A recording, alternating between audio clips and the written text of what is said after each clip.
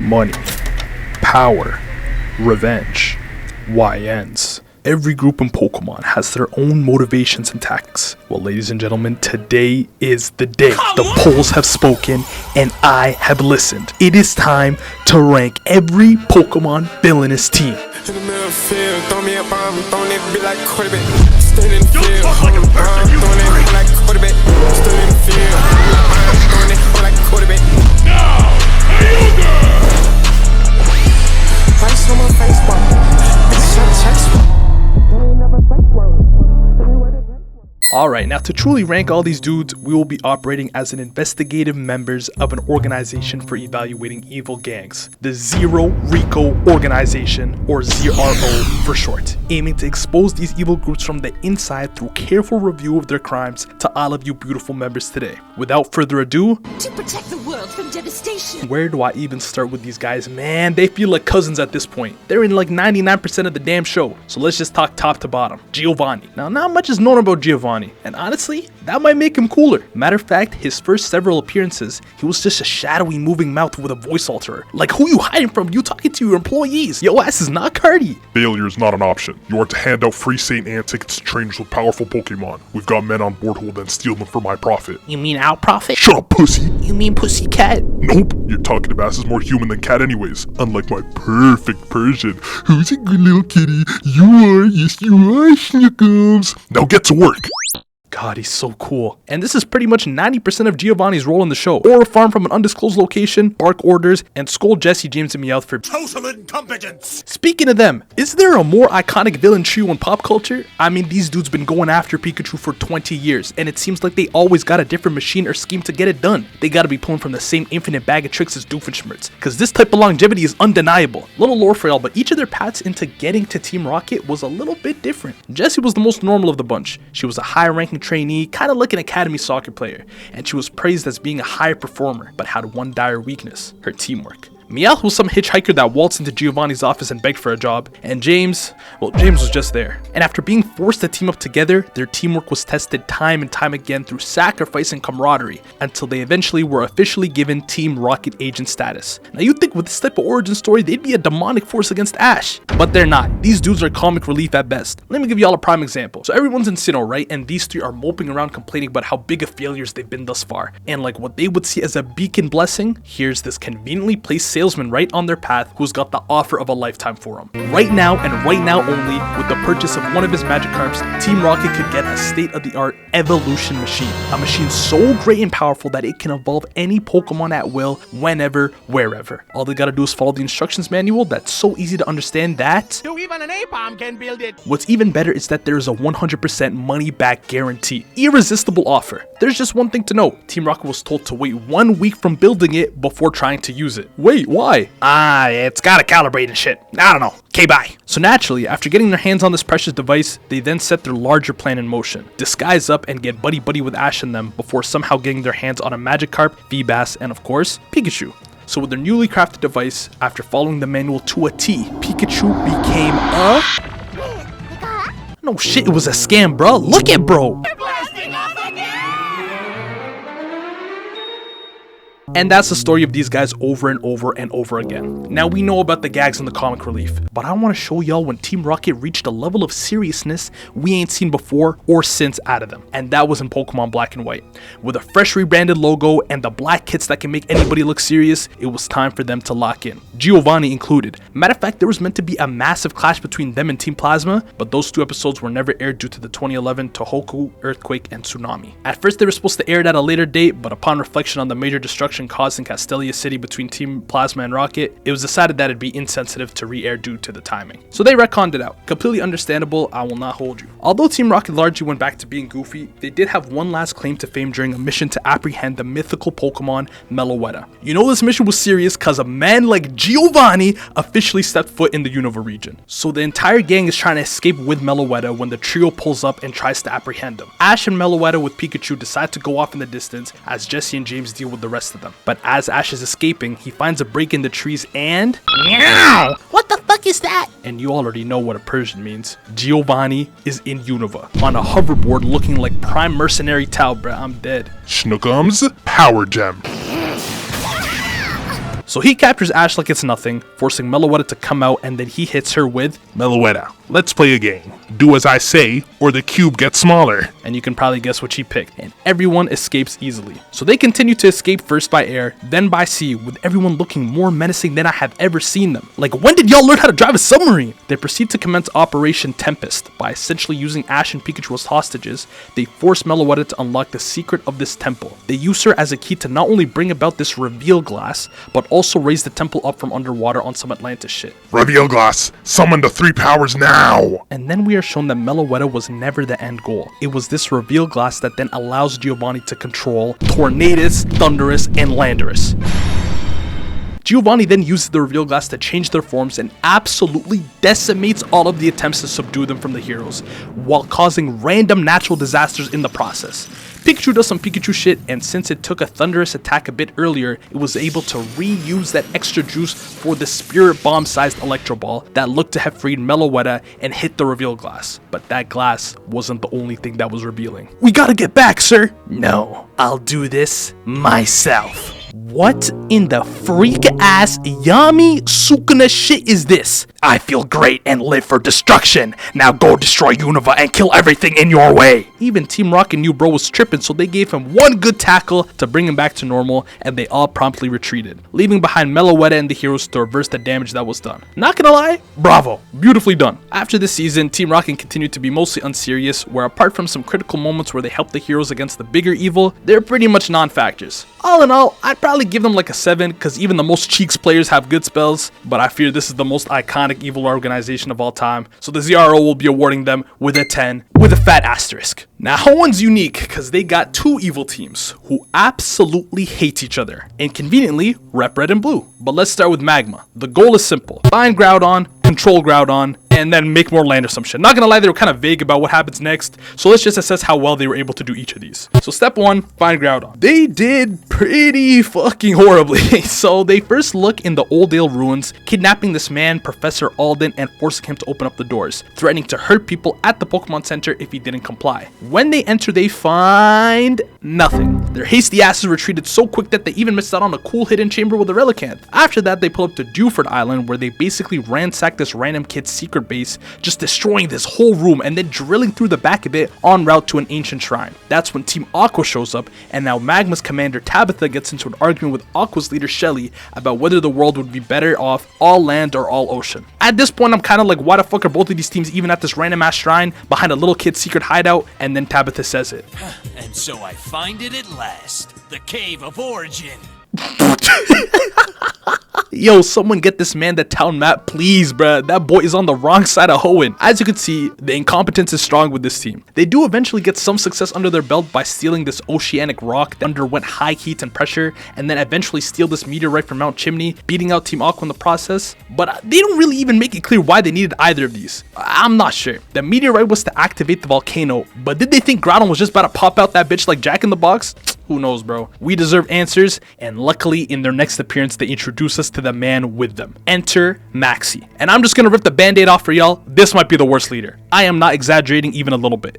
Now he starts off decent, you know, he captures Ash and them, and I'm like, alright, he may have a little bit of edge to him. But then he opened his mouth. I'm sure you're all very curious as to what my ultimate goal is. Yeah, spit it out, Buster. My friend, our sole purpose is to simply increase the Earth's landmass to uncover the mysteries of our world, and in doing so we'll build a better society for everyone. What the fuck did he even just say, bruh? At your grown age, you should be starting a family, investing into your pension, but no, you want to make these continental sandcastles cause grrr, water bad, land awesome. Come on, gang. Only thing I could semi-respect about Maxie is how seriously he took the rivalry with Team Aqua. Cause you know how their goal was to capture Kyogre as their mirror opposites? Turns out whole time, we already have the Kyogre they seek in our possession. yay, okay. Only problem is, Team Aqua has a Groudon. aww. Okay, so we got a little bit of Cold War action going on here. Who's gonna press the button, you know what I'm saying? Similarly, Maxie already got the blue orb to control Groudon, and Archie already got the red orb to control Kyogre. Seems like equal footing, right? They even agreed to meet in order to swap Pokemon, fair and square. Well, what if I told you that he lost possession of both of these things in the same episode?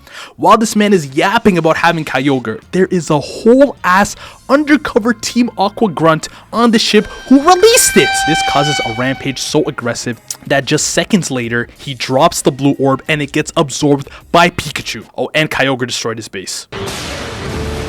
So now later, this nerdy half-witted dumbass is going into this trade with no legendary and no orb. Come on, Archie. You don't even like Groudon. Just let me have him.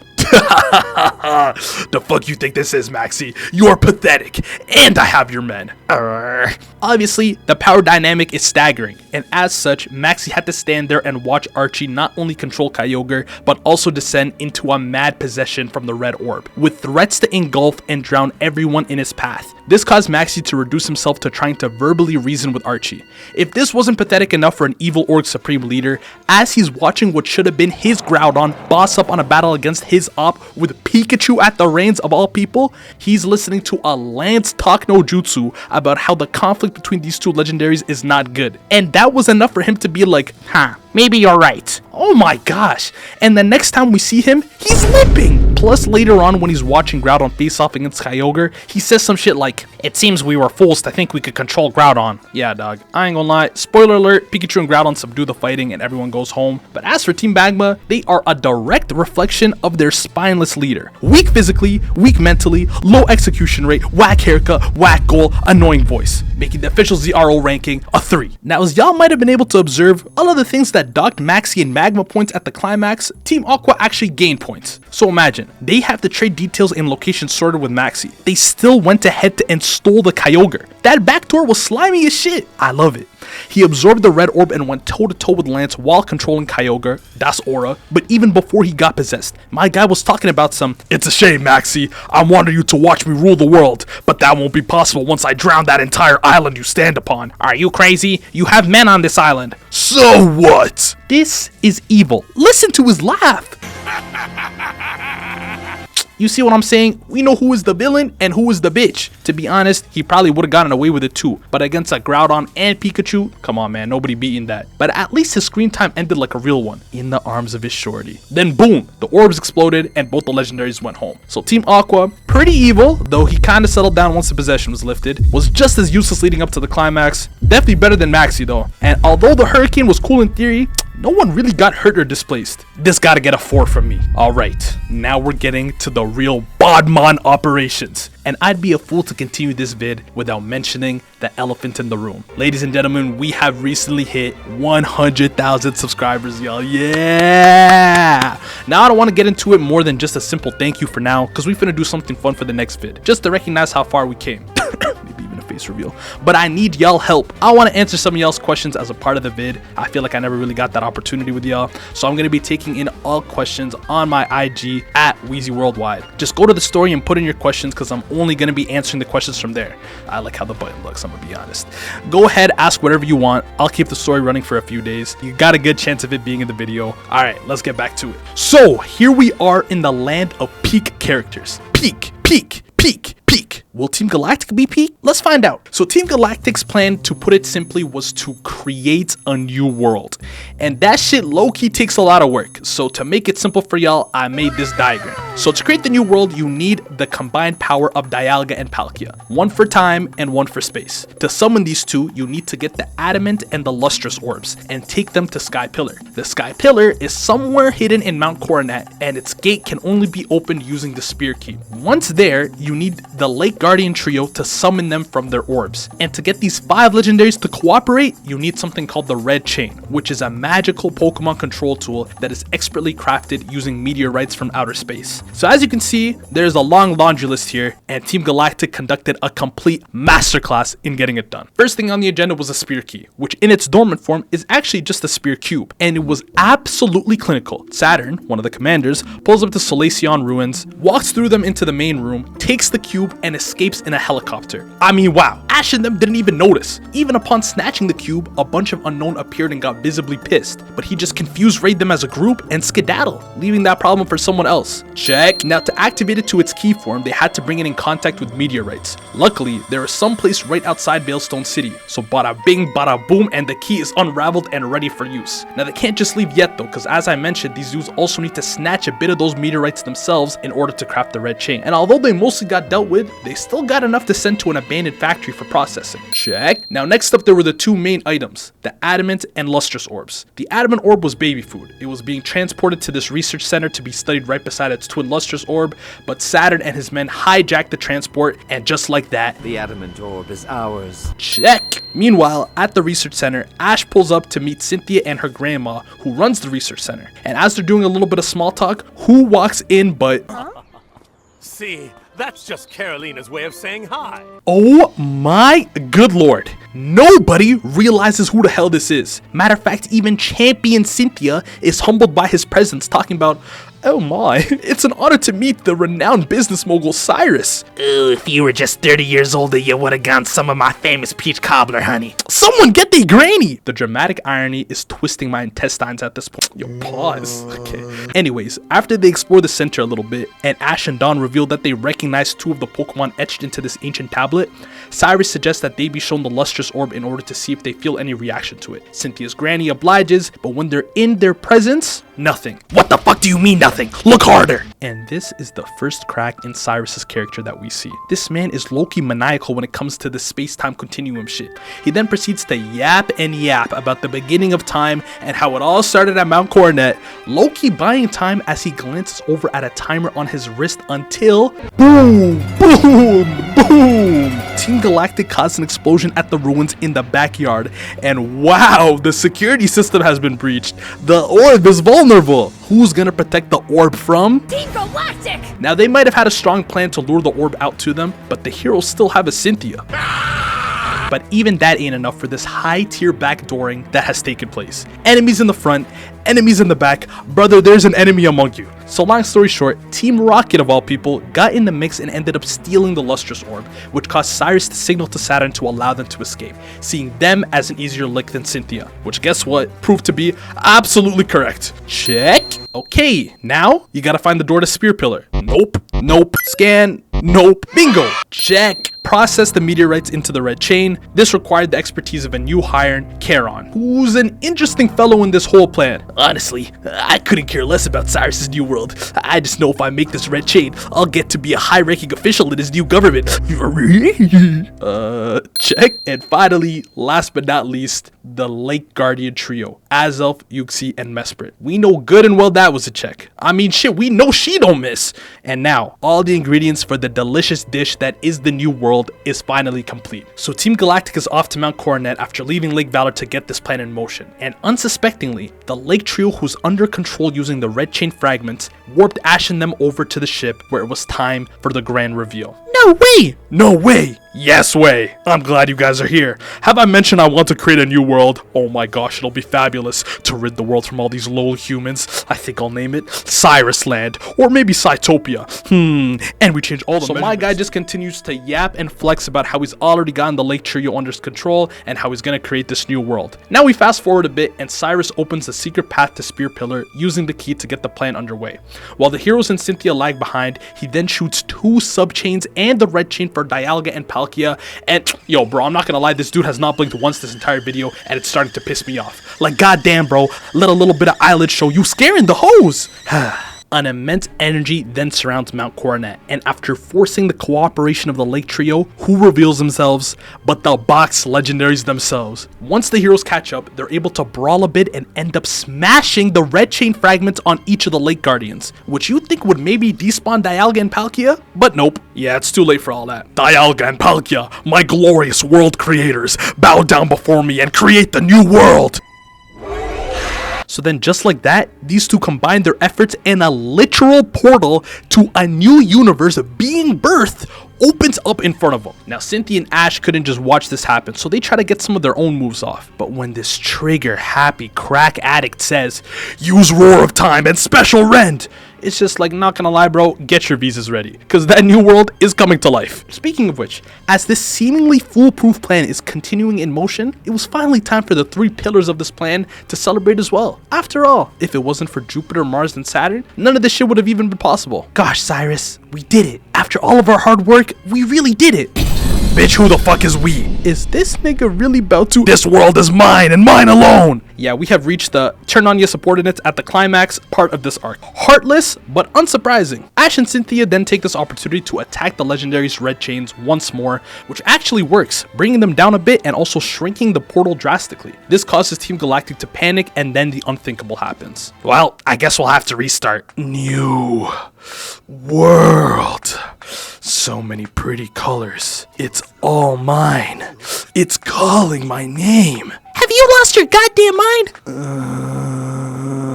Cyrus, no! And the man literally walked into his new world, leaving behind a shadowy black hole mess. All for the heroes and the late Guardians to fix, putting everything back to normal. As for the others, yeah, they got arrested. Man, what the fuck is that? For this, I gotta say, the preparation was near flawless. They had 5 legendaries under control at one point. Cyrus low-key had the world fooled and kind of completed his mission if you think about it. But the way he walked into that portal, like it just had no swag to it, no aura, nothing, bruh. So the official ranking shall be a 9. Alright, ladies and gentlemen, it is now time to head to the Unova region to talk about Team Plasma. Now, Team Plasma's super unique goal, which no one has thought of thus far, is to control Pokemon, especially a legendary. Wow, we are on fire. But Team Plasma upped it a notch if we think about it. So Team Magma and Aqua used completely natural orbs. Team Galactic used a semi-natural chain. Now Team Plasma is using the 100% man-made Pokemon control device. No gimmicks, no BS, pure artificial science. And they actually keep advancing the prototype as the plot does the same. So the first time we see them, they're actually testing the prototype of the device on a Galvantula in a secret lair led by Team Plasma member and scientist 𝘾𝙗ℎ. And you can already tell he's evil and smart from the trademark glasses glint. Alright, let's crank this baby up to the maximum power. God, is he serious? Galvantula! Bitch, what you do? Fuck, I knocked the spider out. Good thing I always keep a backup. So as you can see, serious levels of science is going on. But one conversation with the big dog told us everything we need to know. Lord 𝘾𝙖𝙥! How's everything going, Dr. 𝘾𝙗ℎ? I love when you glaze me, my lord. It's going splendid. God, I can't wait to rule the world with you. Slow you I mean, in due time, my lord. The device isn't ready yet. But before they can get any more excited about their plan, twerp alert, twerp alert. The heroes had pulled up. You see, the electromagnetic waves that they've been using that works by making Pokemon hate humans leaked outside of the lab, causing hella Pokemon in the nearby area to become hostile. And naturally, Ash and them came to investigate the cause. 𝘾𝙖𝙥 gave 𝘾𝙗ℎ the green light to use the prototype to defend against Ash and them. After the controlled Pokemon attacked the heroes and Pikachu defended back, this gave 𝘾𝙗ℎ an idea. Nice Pikachu. Boop! Come on, man, we gotta see this shit coming at this point. Anyways, after some power of friendship and a random Team Rocket intervention, all the Pokemon were forced back to normal and Team Plasma fled, destroying their lab behind them. Not gonna lie, W debut, but I couldn't help but think that they could have just destroyed the machine and saved some time. Whatever, 𝘾𝙖𝙥 still had his eyes on the prize. You see, 𝘾𝙗ℎ said it best. Sometime later, he was running another field experiment on a trainer's Haxorus to test out his upgraded control device. Now that it's more powerful and can target a single Pokemon at a time, it was time to cause some real damage. And by that, I mean terrorizing an entire city, forcing everybody to evacuate. Off rip, this is already some evil shit we ain't seen before. It was about time civilians got put at risk. But even so, 𝘾𝙗ℎ had a hunch about 𝘾𝙖𝙥's plan. Wow, 𝘾𝙗ℎ, we took over the whole city with a single Haxorus. Lord 𝘾𝙖𝙥 will be so pleased. I doubt this will be enough to satisfy him. Why's that? Well, call it a scientist's intuition. Let's just say the control device might need to become more legendary. Right. As the hacks just raged on and the heroes got involved, they were even able to take control of Iris's Dragonite, leading to mass destruction like NYC in a Marvel movie. But interestingly, Team Plasma gave up their vantage point from atop the building and came down to confront the heroes. You know, again, they could destroy that machine. I'm just saying, it seems pretty important. But it wasn't even Ash they were looking for. Lord Getsis is looking for you. What is he, my dad? This brings us to Team Plasma's X Factor, or should I say, N Factor. You see, this N guy is somewhat of a Pokemon pacifist. Matter of fact, when Dragonite and Haxorus were going at it, he decided to step in and go, "Guys, stop! This isn't you." Yeah, strange guy, but his connection to Team Plasma was even stranger. After Team Rocket got involved and messed up the control device, forcing Team Plasma to flee without N, he ends up being rescued by two mysterious girls in a fog that magically brought him back to some forest. The heroes follow to find N's secret hideaway and sanctuary, filled with hella Pokemon that were abused by humans. And after they get the tour, N finally reveals everything. So long ago, when I was just a little boy, I remember I lived in a big ass mansion and was never allowed to go outside. But it was okay, cause I had lots of Pokemon friends, and the only parental supervision I really had was Getsis. He was my caretaker. Listen here, little boy. Let me tell you something about humans. They're all no good, rotten Pokemon abusers. And it's Team Plasma's mission to free Pokemon against such evil. God gave you a special gift of hearing these Pokemon, and thus you are to be Team Plasma's greatest ever supreme leader. Oh, so manipulative.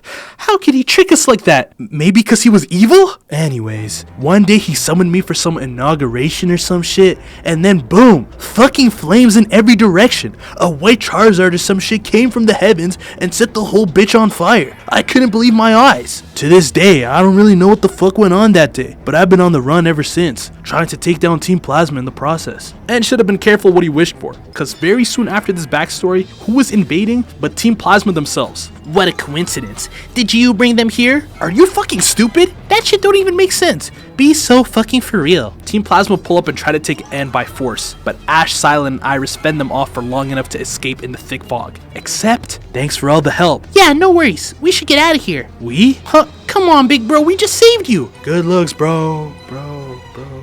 And boom, the three parties dispersed, not to be reunited until we get to the climax. Yeah. So now everyone's at the White Ruins. Team Plasma's there to steal the Light Stone, which is the dormant form of Reshiram, and everyone else is there to try and stop him. Problem is, the Pokemon control device is now perfected, and as such, every wild Pokemon has been juiced with extra power and is under control. You see, this nifty device over here had all these heroes panicking, returning their Pokemon to their Pokeballs. Reasonable plan, honestly. Everyone finna be safe. This nigga always causing problems, man. I mean, how many times is yo ass gonna get controlled? Get in the damn ball. How bad could it really be?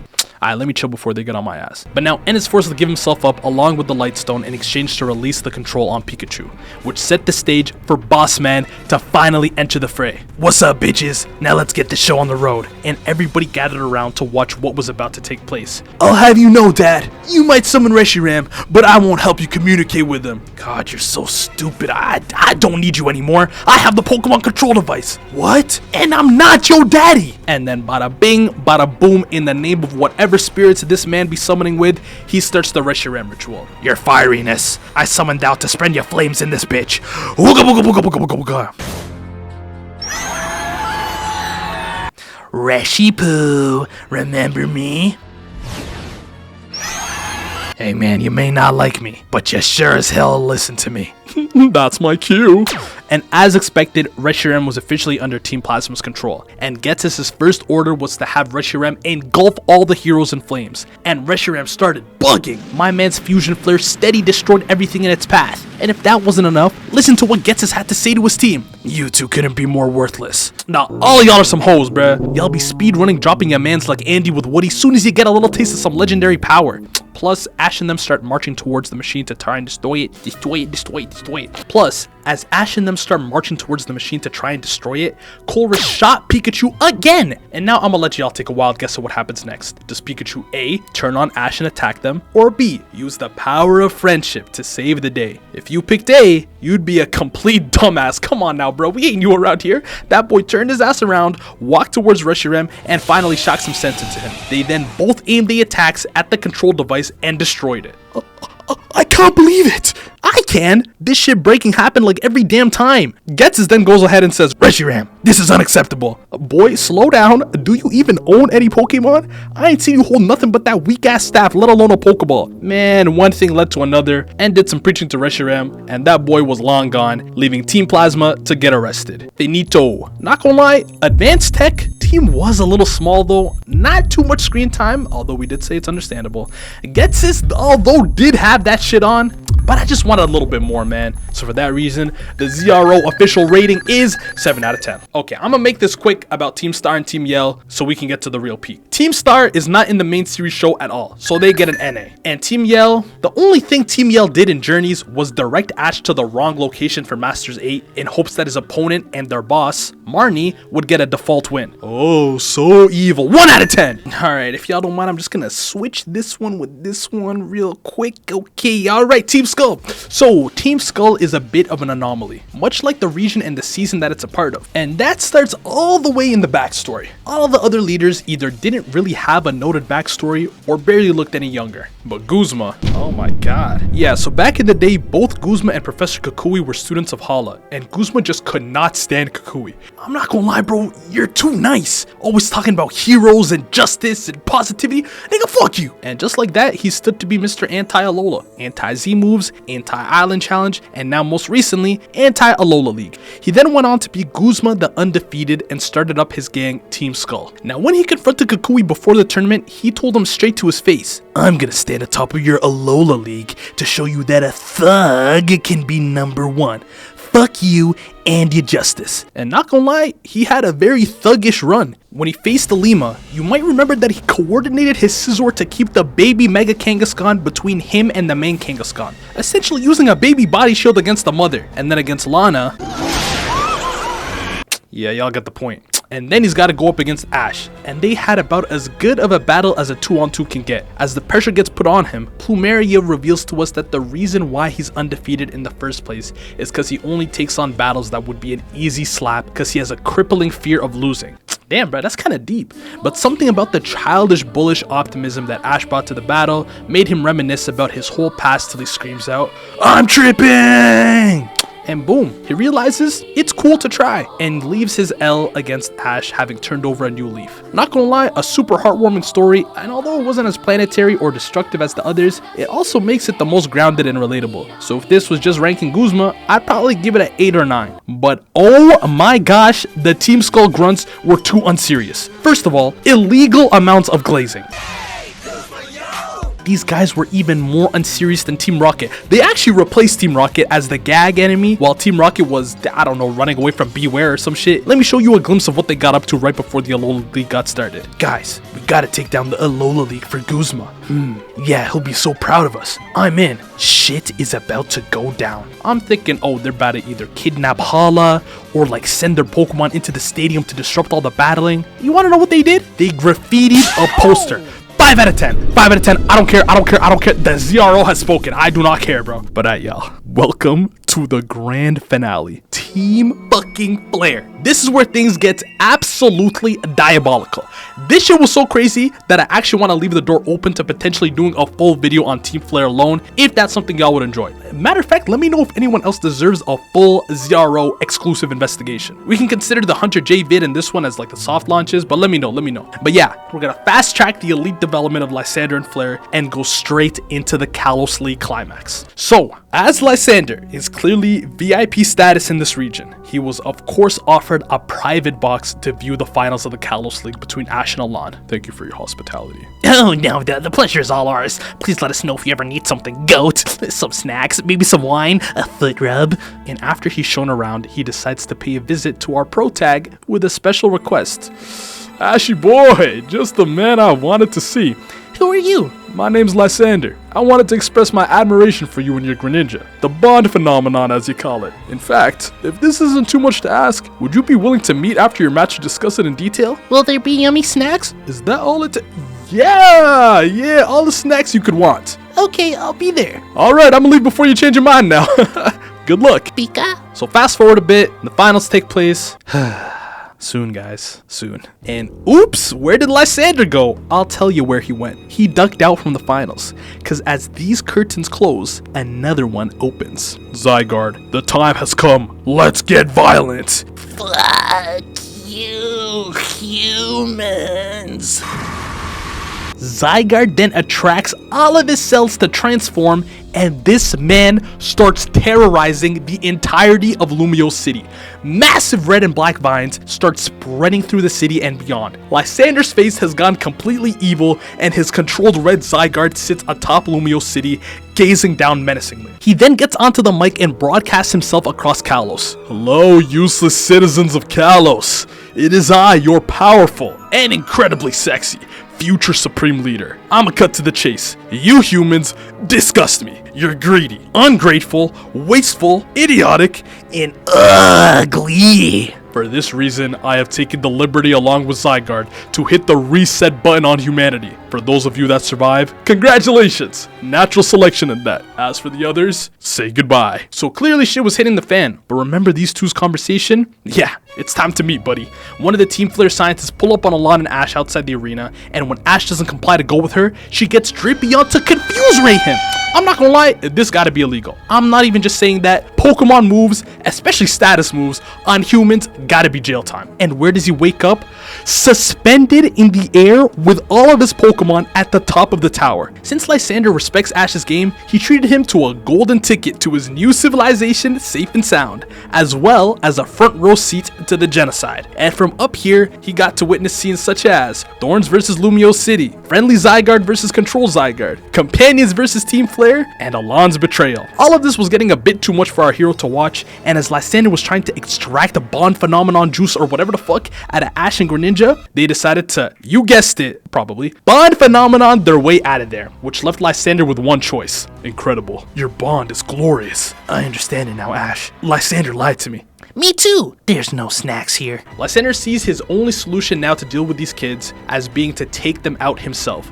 So he hovers up to the top, gives the heroes a backstory as to why he wants a new world, heard that one before, and gets ready to double battle them. And okay, subtle flex, and it's Mega. To summarize what happened, Lysander absolutely cooked these two. Like, it was bad, bro. Even Elite Four Malva had to pull up just for it to be even. But let me show you what happened after. After Ash pulls some Talk No Jutsu and the 3v1 finally prevails, this man does the unthinkable. I'm sure y'all think you have me cornered, huh?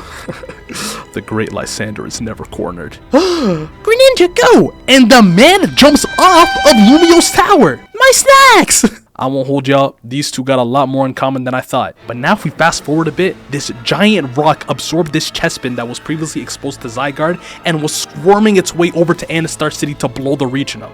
It was such a national emergency that everyone and they mama, I'm talking everyone, gym leaders, Diantha, even Steven, pulled up to defend it in unison. They eventually batter it, but right before they're about to deal the final blow, your little bitch made Torb saying think I really died, did ya? Disgusting humans.